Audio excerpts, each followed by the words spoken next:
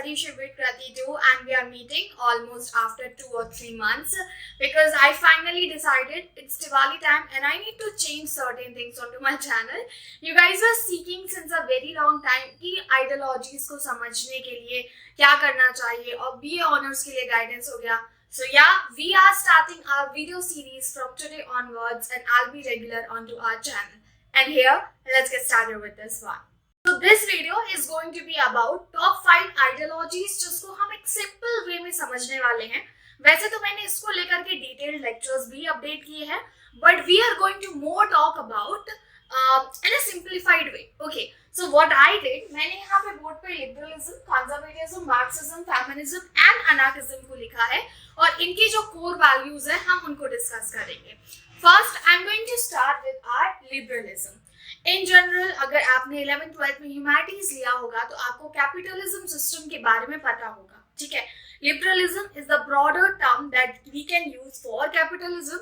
Liberalism ideology advocate करती है एक ऐसी आइडियोलॉजी जो मानती है कि देखो इंडिविजुअल राइट्स इज समथिंग जो बहुत ज्यादा इंपॉर्टेंट है. ठीक है, इंडिविजुअल राइट्स इंपॉर्टेंट है जिसमें आपका राइट ऑफ प्रॉपर्टी आता है, राइट ऑफ फ्रीडम आता है, बिकॉज आपको ग्रो होने के लिए ये सारी चीजें बहुत ही बेसिक है तो सबके पास होना चाहिए ये. Second we go here which is going to be equality.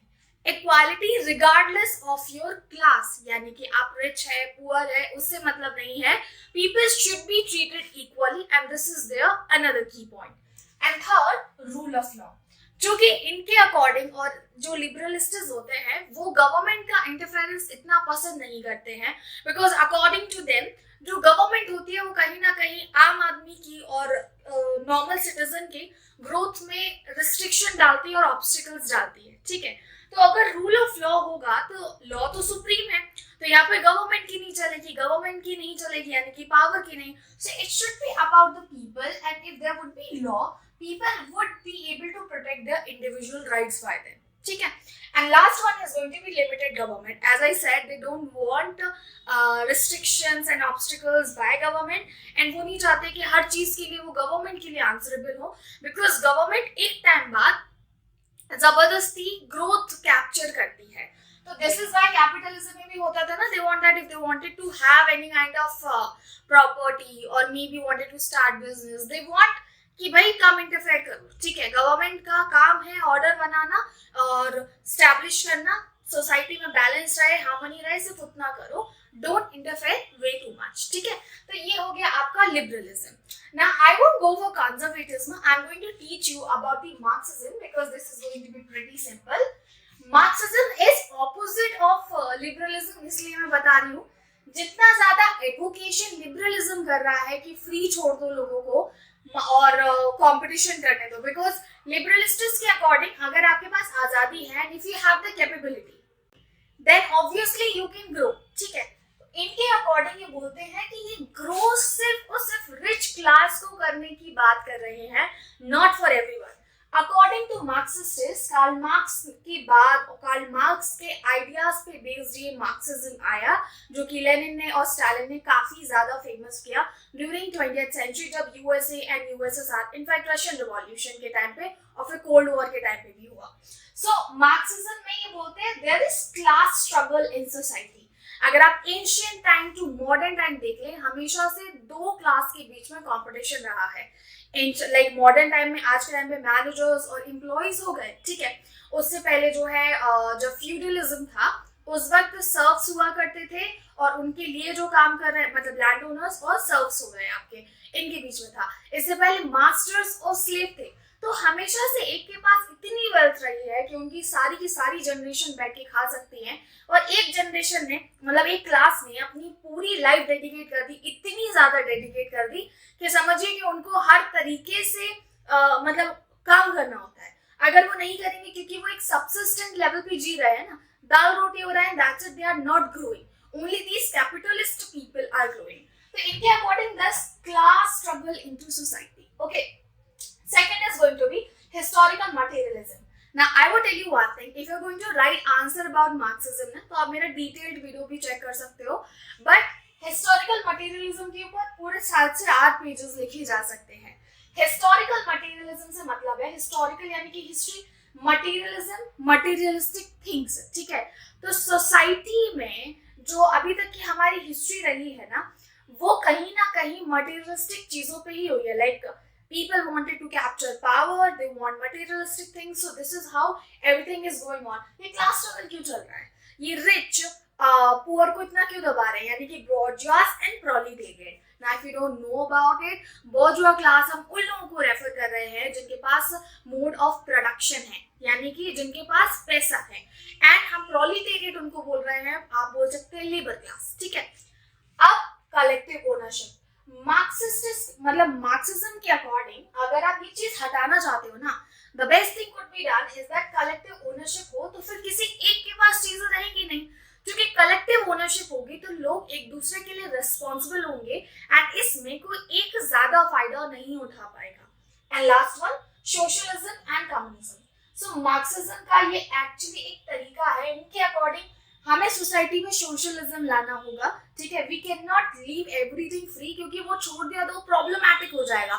Again आप बॉर्जुआ क्लास को ही सारी चीजें दे रहे हो। जैसे कि मैं आप बात करती हूँ, मैंने एक फैक्ट्री सेटअप किया, ठीक है, ये बहुत पुराना घिसा पिटा एग्जाम्पल है मेरा, बट मुझे सबसे कन्वीनियंट यही लगता है। ब्रेड की फैक्ट्री शुरू की, क्योंकि मेरे पास था पैसा, ठीक है। I started one of the bread factory. अब फैक्ट्री यूं ही तो नहीं बन जाती है, भले ही मैंने पैसा लगाया, मुझे रॉ इक्विपमेंट्स मतलब मुझे मशीनरी चाहिए होगी, मुझे लेबर चाहिए होगा, मुझे कैपिटल लगेगा, बहुत सारी चीजें। अब मैंने वो ब्रेड की फैक्ट्री शुरू की। स्टार्टिंग में चूंकि मैंने शुरू की थी तो ऑब्वियसली मैंने 10 रुपए का एक पैकेट बेचा, और धीरे धीरे मैंने 20-30 कर लिया। लेकिन जो लेबर काम कर रहे हैं उनकी सैलरी और उनको जितना पैसा दिया जा रहा है वो तो एक ही है, and this is why it's problematic. तो मार्क्सिज्म बोलता है कि भैया आप प्रॉफिट तो अपने पास ही रख रहे हो ना, 10 का पैकेट था, 20 का हो गया और 30 का हो गया। मान लेते हैं मैन्युफैक्चरिंग कॉस्ट वगैरह सब हटा करके मुझे पहले 4 रुपए मिल रहा था, लेकिन अब जो प्रॉफिट इन सब पे हो रहा है वो भी मैं ही रख रही हूँ, मैंने डिस्ट्रीब्यूट नहीं किया, तो अमीर कौन हुआ इस सारी प्रोसेस में? ऑब्वियसली मैं। तो सोशलिज्म एंड कम्युनिज्म, मार्क्सिज्म बोलते हैं कि there should be regulation for all these things, ताकि चीजों को स्लो डाउन किया जा सके, और स्टेट के कंट्रोल में रहेंगी चीजें तो ज्यादा बेहतर रहेंगी, एंड देखा जा सकेगा that how we can maintain everything. And एक टाइम ऐसा आएगा कि आप प्रोलेटेरिएट को इतना परेशान कर रहे हो ना, लेबर क्लास को। उस वक्त होती थी लेबर क्लास स्टूडेंट्स, अभी जो है लेबर क्लास को आप बोल सकते हो आम जनता, ठीक है, जो काम कर रही है कंपनीज के लिए तो, और कैपिटलिस्ट लोगों के लिए, तो वो एक दिन परेशान हो जाएगी और वो रिवॉल्यूशन कर देगी। और रिवॉल्यूशन ऐसे होगा कि क्लास सिस्टम हट जाएगा और कलेक्टिव ओनरशिप आ जाएगी, और इसी चीज को कम्युनिज्म बोला है, ठीक है। अभी बहुत सारी कंट्रीज कम्युनिस्ट होने का दावा करती है, such as China and so on, but reality ये है जो रियल कम्युनिज्म है ना, वो किसी भी कंट्री में फॉलो नहीं किया जाता, क्योंकि अभी तक आया ही नहीं है। It's a very high moral thing, I would just say, कि कलेक्टिव ओनरशिप हो, कोई करप्शन नहीं कर रहा हो, और सबके पास एक्सेस हो, और क्लास स्ट्रगल वाली चीज हट जाए। अब मार्क्सिज्म एंड लिबरलिज्म में आपको ये चीज समझ आ गई होगी। We are going for conservatism, ठीक है। कंजर्वेटिज्म में ये वो लोग हैं, इन जनरल जब हम बूढ़े लोगों से मिलते हैं या पुराने लोगों से मिलते हैं, अरे यार वो तो बड़े ऑर्थोडॉक्स हैं, ठीक है, मतलब ऐसा इंसान और ऐसा व्यक्ति जो अपनी वैल्यूज को लेकर के काफी ज्यादा रिजिड हो, ठीक है। तो कंजर्वेटिव्स में बोलते हैं कि भैया ट्रेडिशन एंड कस्टम्स अगर बनाए हैं तो उसका लॉजिक तो होगा। मैं ये वीडियो धनतेरस के दिन शूट कर रही हूँ, okay, by the way happy Dhanteras to you all. तो ये मैं धनतेरस के दिन शूट कर रही हूँ। अब कंजर्वेटिव्स में कहते हैं कि भैया धनतेरस बनाई है तो इसका रीजन तो होगा, सरकार बनाई है तो इसका रीजन तो होगा, और अगर हायरार्की है सोसाइटी में, एक टॉप पे है, बॉटम पे है, उसका भी रीजन होगा। So don't question, follow tradition and customs which were made by our elderly people because it has some logic with it. Okay, next is going to be order and authority. They said like government जो order देती है, state जो order देती है, उसको follow करो and उस authority को accept करो, क्योंकि वो logical है। वो इतने सालों से जो चल रही है, हजारों सालों से जो व्यवस्था चली आ रही है, वो आप कैसे अचानक से हटा सकते हो, ठीक है। It has some sort of a logic. This is why it is going on. Next is going to be incremental change. मतलब अब conservatives में are the people who are not willing to have any kind of a change. देखो, जब भी कोई बदलाव होता है ना तो क्यों हो जाता है सोसाइटी में, एक एग्जांपल लेते हैं, आप अपनी फैमिली में अगर स्टार्टिंग से बहुत ही प्लेन चीजें होती आई हैं और सिंपल सी, जैसे कि माँ बाप है, उन्होंने अपने बच्चों को पढ़ाया, बच्चे बाहर पढ़ने जाएंगे। कई सारे घरों में बाहर पढ़ने वाली बात नॉर्मल नहीं होती क्योंकि उनके खानदान में किसी ने किया ही नहीं।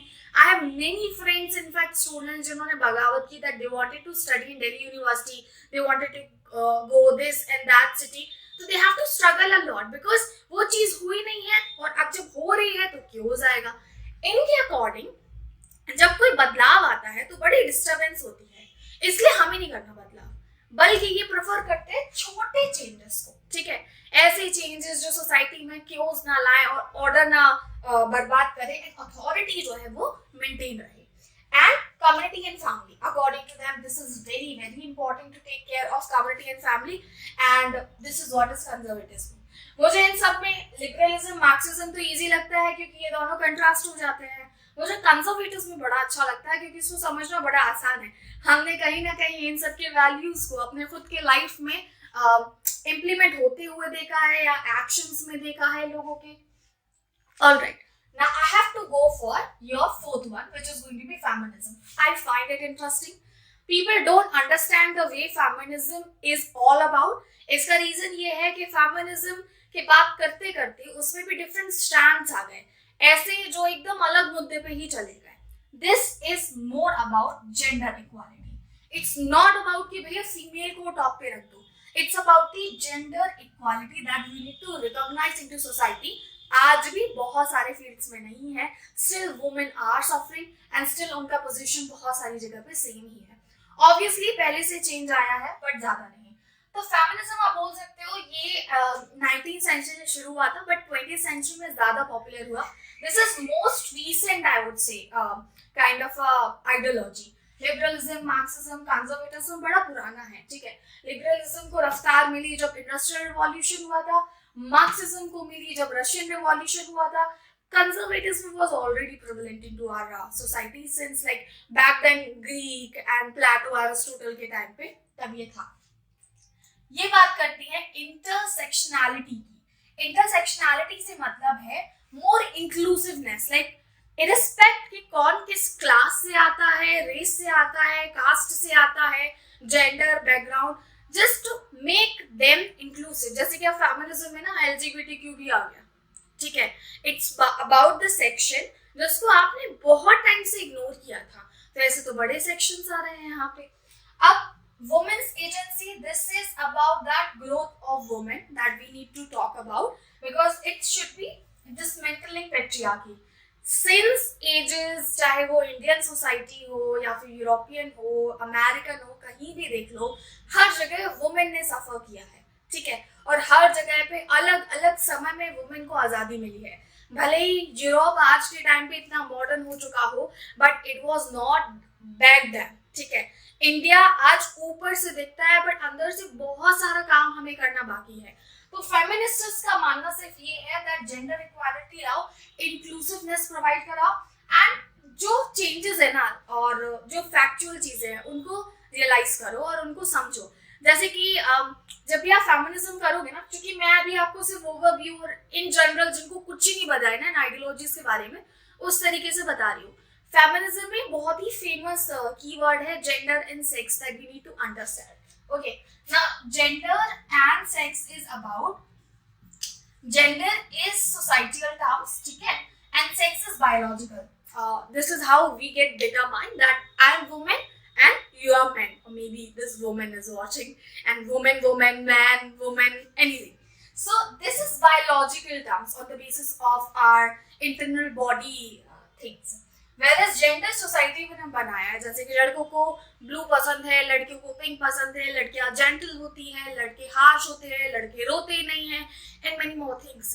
Let the child learn कि वो कौन से फीचर्स जो है इनहेरिट करना चाहता है, कौन से में वो कंफर्टेबल है या नहीं है। Don't make any kind of stereotypes. ठीक है, अभी फेमिनिज्म में बहुत कुछ मैं बोलूंगी, मैं पढ़ा सकती हूँ क्योंकि मुझे ये काफी ज्यादा इंटरेस्टिंग टॉपिक लगता है। इसमें एक और लाइन बड़ी फेमस है, personal is political. Since ages इस फेमिनिज्म वाले टॉपिक को और वुमेन को भी इक्वल राइट्स देना चाहिए, इसको छिपाया गया बिकॉज समवेयर दे अवॉइडेड कि भैया जो पर्सनल मैटर है ये घर का, बाहर वाले इंटरफेयर नहीं करें।